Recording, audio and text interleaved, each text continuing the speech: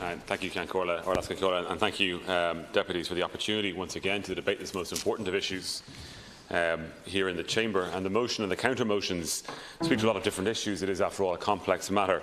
So I will use this opportunity to speak to what the government is doing in this area. And while it is a complex matter, supply is the most important thing. And until supply hits where it needs to be, then controlling things like rent, protecting those who are most vulnerable, and making sure that we have more than enough emergency accommodation and that it's to the highest standards are equally as important. This isn't like clicking one's fingers. I mean, the Deputy talked about ringing the alarm bell. The alarm bell was rung and it was heard. And Rebuilding Ireland is the response to that. But as we build more homes, we have to make sure that as we build them, we don't make the mistakes of the past, because you're building a home for a person's life. You're building a home for 60 years at least and more. And so if you're going to build, you have to make sure that you avoid the mistakes that we did make in the past, like building where there is no demand for houses, or building where there was no infrastructural connections or services, or building where there were no local amenities, or building in a way spatially that was not compact and social sprawl happened with all the additional problems that come with it, or building without considering that we were building more than just buildings but actually communities and places as well. And so mixed tenure is very important as we build into the future. So we have to build in the right way. And that's a challenge in the normal course of events. But of course, we didn't have a normal course of events following the collapse of the economy and the construction sector in the years 2007 to 2011. Where building fell by 90%, construction fell by 90% in the economy. House prices fell by 50% and continue to fall into 2012.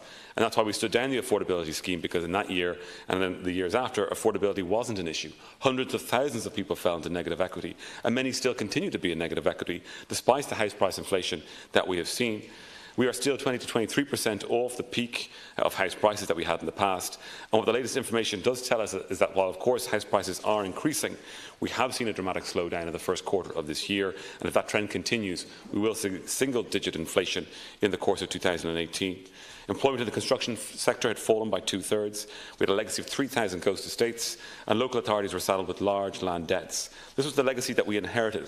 This is what we had to turn around. This is what we are turning around. But in 2012, house affordability wasn't an issue, as I said, and negative equity and ghost estates were the issue. And yes, we needed social housing then, but this had almost exclusively been outsourced to the private sector through the Part 5 process, and so that collapsed as well. Getting local authorities back into house building would take time, but social house building, looking after those most vulnerable in our society, was our first priority.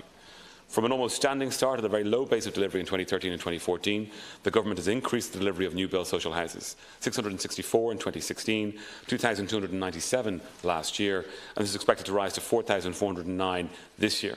This increases because I took the decision last year to build more in 2018, 30% more, to expand supply rather than compete from existing supply for these new social housing homes. And when you include homes acquired or long-term lease, this figure rises then to 7,900 new homes in 2018. Real homes for real people. Because social housing isn't delivered like it was 30 years ago. New technologies and new streams which complement each other are being used to deliver social housing homes into the stock of social housing, and each home is a real home. Almost 27,000 tenancies will be supported in 2018 through these new homes, as well as the Housing Assistance Payment and RAS. And I wouldn't have chosen to rely on HAP so much, but until new homes are built, we have to. Otherwise, these people would have no homes. But in 2020 and 2021, the final 2 years of Rebuilding Ireland, we will house more people in social housing homes than in HAP-supported private rental sector. So we are progressively rebalancing the social housing stock back towards new built homes, public housing delivered by the state. And by the end of Rebuilding Ireland, 50,000 new homes, real homes, will have been added to the stock of social housing. And this is thanks to an additional €500 million that I secured last year, meaning we have a war chest of some €6 billion, ring-fenced taxpayer money to build social housing directly as the state into the future. And under Project Ireland 2040, we will deliver almost 12,000 new social housing homes a year out to 2027 at least. This is what we are doing for the social housing supply. You cannot spin these improvements negatively, even though you'll try. We're going to double the numbers of new homes built this year. This is public money going into public housing, and that's going to make a real difference for thousands of families, as it did last year and as it will again this year. Vacancy is also an important tool here, but it's not the low-hanging fruit that people think it is. The repair and lease scheme in its first iteration is proof of that, though the buy and renew scheme has proven more successful. People will say that we haven't got a strategy because we haven't published it, but of course if I did publish one, you would then say I'm just making announcements and I'm not doing the actual work, but the work is being done.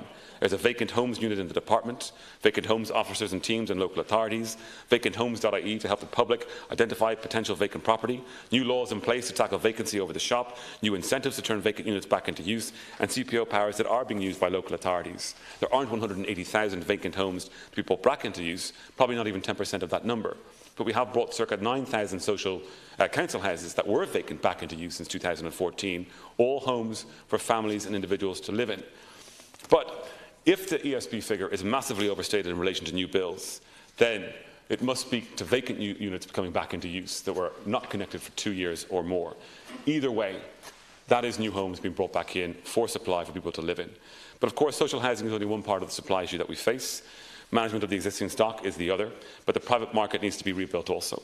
So we have the new fast-track planning process, which has proven its worth over the past year, with more than 2,000, almost 3,000 residential homes being approved through that process, more than 3,000 student bed spaces. That's only to April of this year. New guidelines to promote more apartments being built, apartments for build-to-rent, as well as co-living. We've also the LIHAF funding of $200 million to open up land banks to facilitate the delivery of 20,000 new homes by 2021.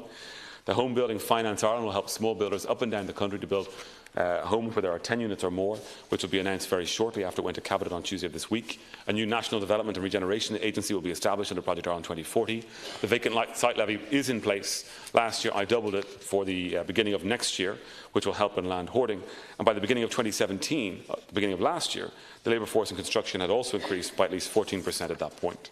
All these measures have helped to see supply of housing increase, and they are working. Planning permissions are up 27% on 2016 in 2017. Over 18,000 new homes were on site in the past 12 months, up 27% on the previous 12 months.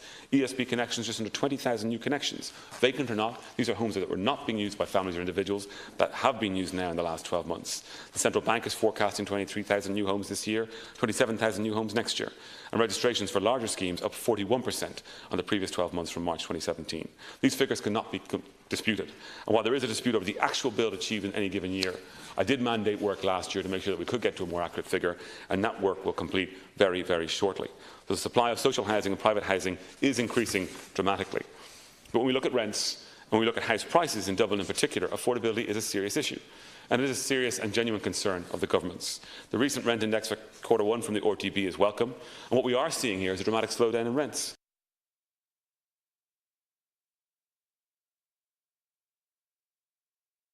From one quarter to the next. 0.4% rent inflation nationally, 1% rent inflation in Dublin. It was 1.1% in the previous quarter. And perhaps more significantly, we saw a drop in rents in counties surrounding Dublin, Kildare, Meath and Wicklow. And in practical terms, the average rent for a house in Dublin rose by €1 in the past 3 months, while the average rent for an apartment in Dublin rose by about €18. Rents are still too high in almost every part of the country, but particularly in the cities and large urban centres. But this data shows us that rent pressure zones are working, and we will continue to drive them, but they need to be strengthened. I understand that, and more legislation is coming to bring more transparency, accountability and affordability to the rental sector, and that will be a central focus of my work over the coming weeks as we look to strengthen rent pressure zones, the RTB and the rental sector in general. A lot of progress has been made towards introducing the first cost rental project of scale in one of our cities, and cost rental will become a major part of our rental landscape into the future. Of course, affordability when it comes to buying still remains a big problem, particularly in our cities. That's why in the coming days I'll recommence the Affordability Act, in line with the commitment that I made at the beginning of the year. I'll also issue a call to local authorities for local authority land for the Service Sites Fund for affordable housing, at least 25 million, though this may be increased. This will work in tandem with the affordability commitments that have already been given for sites like O'Devany Gardens and Poolbeg, and affordability already achieved, like with the O'Coulon model between the state through Dublin City Council and an approved housing body. We are now going to do this at scale. And these provisions will allow for the new Affordable Purchase Scheme, which is also signalled early in the year, where we've identified land and finance for 4,000 affordable homes, with an additional 10,000 homes to come on local authority land alone. In February of this year, I also launched the new Rebuilding Ireland Home Loan, which is the new affordable home loan for first-time buyers to access 2% finance for 25 years, offering real certainty of mortgage repayments. It's estimated that this first tranche will provide 1,000 loans to give people who have deposits the opportunity to buy a home and who've been squeezed out of the market because of mortgage affordability. And over 50% of all applicants to date, including 61% of applicants in May of 2018, are being approved by this new loan by the Housing Agency. And it's worth noting that in the 12 months to October of last year, 67% of first-time buyers in the Greater Dublin area, Cork and Galway, purchased their homes for less than €320,000, and in the rest of the country, 90% of people purchased their homes for less than €250,000. But clearly, affordability is an issue in our larger cities, and these measures will tackle it. Of course, when it comes to people who are sleeping rough on our streets, even though that number is down 40% to just over 100 people, it is still too many. Words about supply and words about protections in the rental sector are cold comfort. But we've increased our supports for outreach teams. Over the cold winter weather initiative, we dramatically increased our beds and successfully brought more people into the system. The system of emergency accommodation is operated at the highest standards with our partner NGO organisations who operated with taxpayer funding on behalf of the state. There are more than 9,000 people in emergency accommodation, including 1,700 and more families, and that is a crisis, and it is my first and highest priority. 2 reports are imminent and will detail new policy responses that are needed, and we'll get a chance to debate them in the Oireachtas Committee next week. There is still a significant number of families in hotels and B&Bs. One family is one too many. But last year, more than 2,000 families exited hotels and B&Bs, the majority into homes. We have more than 500 family spaces in our new hub programme, with 450 more to come throughout the rest of the year. And at a time that a family spends in a family hub is dramatically less than the time spent in a hotel. Presentations in Dublin have stabilised, according to the Dublin authorities. So, Glasgow Corla, in relation to the motion, of course I recognise that there is more work to do. But if we be successful as an Oireachtas in improving what we are doing, when we bring forward legislation to improve and strengthen the rental sector, that we have to recognise the great gains that have already been made, but of course recognising that there is more work to do. Thank you, Glasgow Corla.